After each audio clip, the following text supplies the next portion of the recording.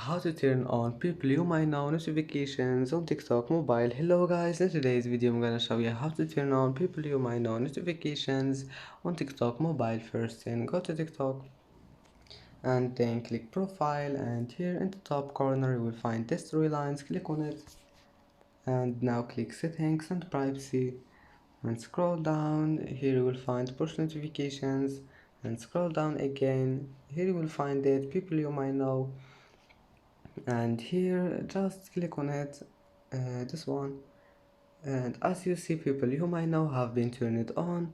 And now just go back, and that's it. That's how to turn it on. And that's it for today's video.